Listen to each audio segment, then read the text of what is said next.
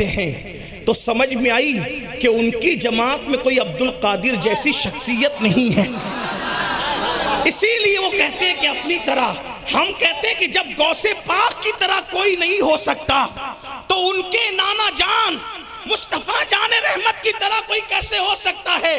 بلکہ میرے امام اہل سنت نے تو شان غوثیت یوں بیان فرمائی ہے، اہل علم کی توجہ چاہتا ہوں، اس لیے کہ اعلیٰ حضرت کی شاعری کے لیے بھی کم سے کم کوئی حضرت تو چاہیے نا سننے کے لیے۔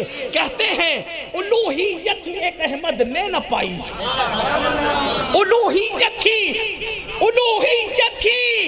ایک احمد نے نہ پائی، نبوت ہی سے تو عاطل ہے یا غوث، نبوت ہی سے تو عاطل ہے یا غوث، صحابیت پھر تابعیت، صحابیت پھر تابعیت، پھر آگے قادری منزل ہے یا غوث۔ اور کہتے ہیں ہزاروں تابعی سے تو فزوتر، ہزاروں تابعی سے تو فزوتر، یہ طبقہ مجملاً فاضل ہے یا غوث۔ اور کہتے وہ کیا جانے گا، کمال انبر صاحب نتیجہ تو دیکھیں، ہزاروں تابعی سے تو فزوتر، وہ یہ طبقہ مجملاً فاضل ہے یا غوث، اور وہ کیا جانے گا فضل مرتضیٰ کو، وہ کیا جانے گا فضل مرتضیٰ کو جو تیرے فضل سے غافل ہے۔ یا ہائے ہائے ہائے ہائے ہائے،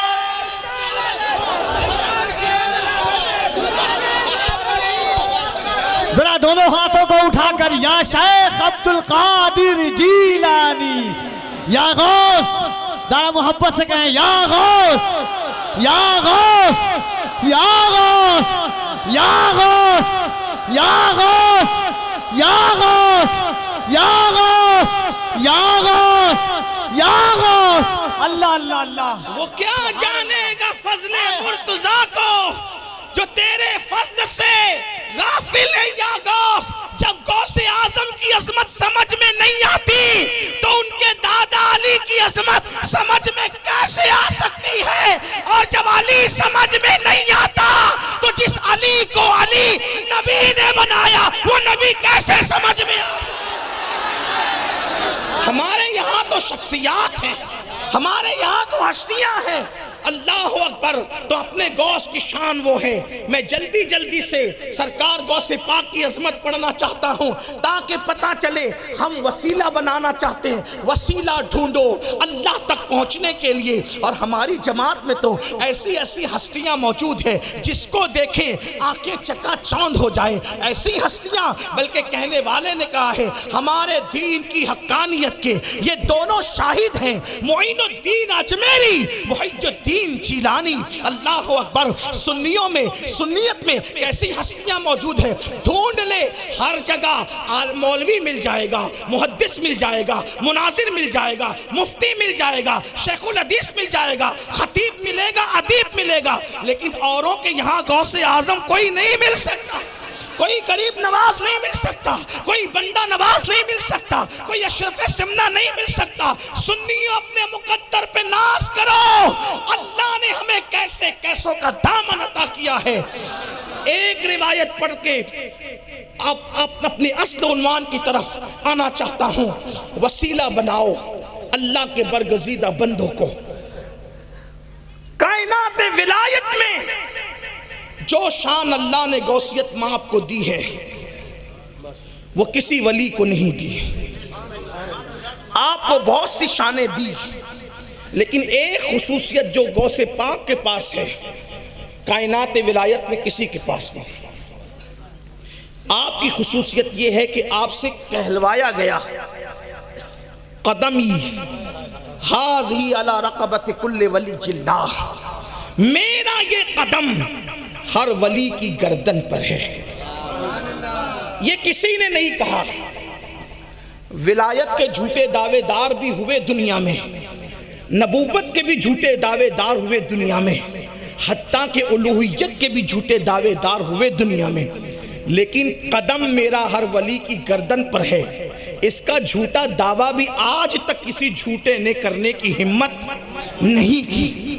وجہ اس کی یہ ہے کہ اس کے لیے صرف مدرسے کا پڑھا ہونا ضروری نہیں۔ میرا قدم ہر ولی کی گردن پر ہے، یہ کہنے کے لیے صرف مدرسے کا پڑھا ہونا ضروری نہیں، خانقاہی ہونا بھی ضروری نہیں، بلکہ اس کے لیے اگر وہ پھول ہے تو پھر اس کے لیے ایسا گلشن چاہیے جس کو نبوی گلشن کہا جا سکے۔ اور اگر وہ فصل ہے، پھول کی کوئی فصل ہے تو ایرا گیرا نہیں چلے گا، بلکہ اس کے لیے فصل بھی علوی فصل چاہیے۔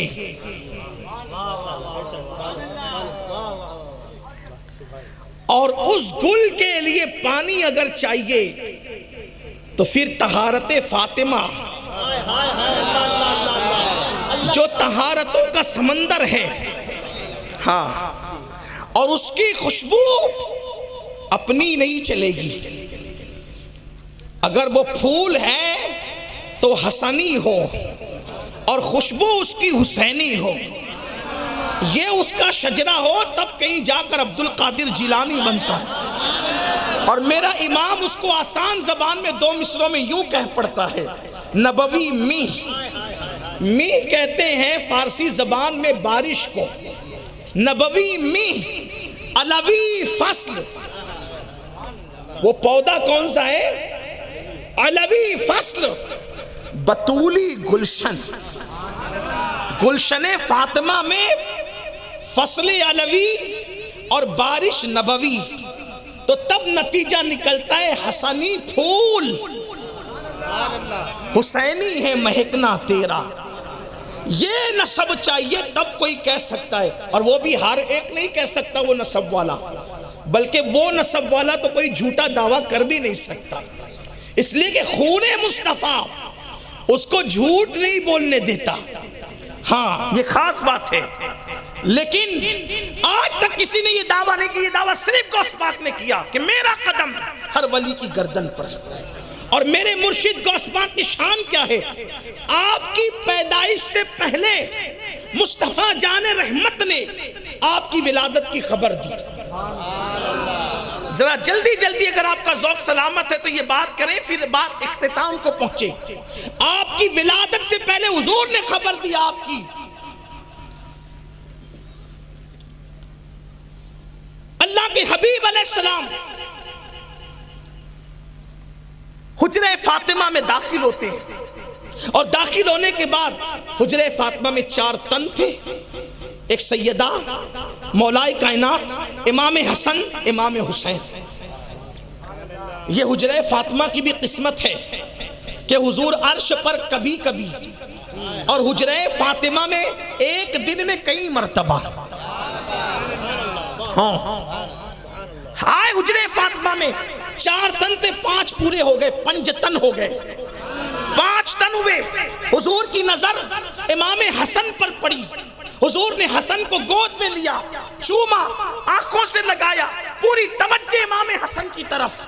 گلدستہ کرامت کے اندر، گلدستہ کرامات کے اندر یہ بات موجود ہے جو میں آپ کے سامنے پیش کر رہا ہوں۔ اللہ اکبر!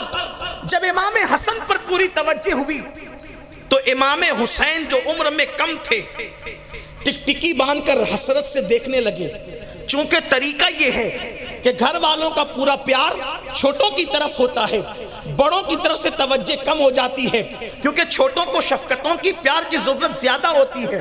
ہر دن کا معمول تھا پوری توجہ امام حسین پر، لیکن آج یہ معمول ہے، آج یہ ترتیب بدل گئی ہے کہ تنہا حضور کی پوری توجہ امام حسین کی بجائے امام حسن پر، اور امام حسین دیکھتے ہیں آخرکار ماں ہوتی ہے، ماں کی ممتا تڑپی اور یوں عرض گزار ہوئی، یا رسول اللہ میرا حسین ٹکٹکی باندھ کے دیکھتا ہے، آج پوری توجہ حسن کی طرف ہے، کوئی خاص وجہ؟ تو میرے آقا فرماتے فاطمہ آج میرے پاس جبریل آئے تھے، اور جبریل نے کہا یا رسول اللہ حسین کی نسل میں لگاتار ایک کے بعد ایک 9 امام ہوں گے، 9 امام ہوں گے حسین کی نسل میں، لیکن نسل حسن خاموش رہے گی۔ ایک وقت وہ آئے گا کہ حسن کی نسل میں ان 9 اماموں کے بعد ایک امام پیدا ہوگا، جو مقام اللہ نے نبیوں میں آپ کو عطا کیا ہے، وہ مقام ولیوں میں اللہ حسن کے بیٹے کو عطا فرمائے گا۔ دنیا اسے عبدالقادر جیلانی کے نام سے یاد کرے گا۔